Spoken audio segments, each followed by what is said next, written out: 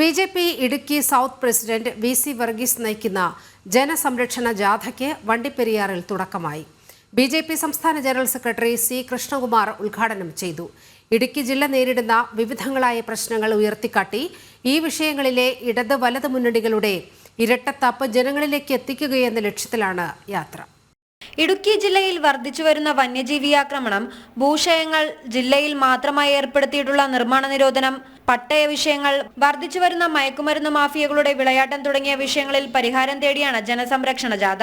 BJP south ജില്ലാ president VC Varghese നയിക്കുന്ന ജാഥ തിങ്കളാഴ്ച വൈകിട്ട് കട്ടപ്പനയിൽ സമാപിക്കും. 6 സംഘടനാ മണ്ഡലങ്ങളിലൂടെ ജാഥ കടന്നുപോകും. വണ്ടിപ്പെരിയാറിൽ നടന്ന ജാഥയുടെ ഉദ്ഘാടനം ബിജെപി സംസ്ഥാന ജനറൽ സെക്രട്ടറി C കൃഷ്ണകുമാർ ഉദ്ഘാടനം ചെയ്തു. എല്ലാത്തിനും മോദിയെ കുറ്റം പറയുന്ന ഒരു സർക്കാരായിട്ട് കേരളത്തിലെ സർക്കാരാണ്. പക്ഷെ കാലം മാറി.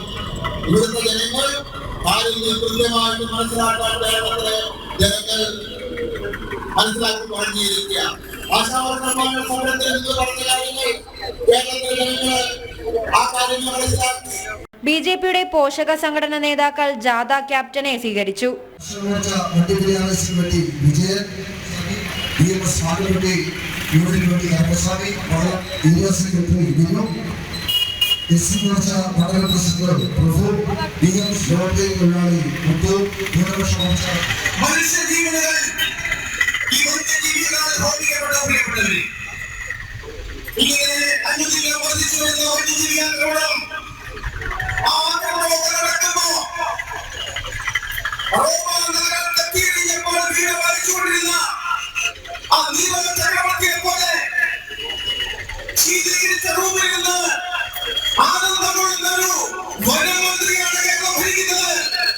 ന്യൂനപക്ഷ മോർച്ച ദേശീയ ഉപാധ്യക്ഷൻ അഡ്വക്കേറ്റ് നോബൽ മാത്യു മുഖ്യപ്രഭാഷണം നടത്തി.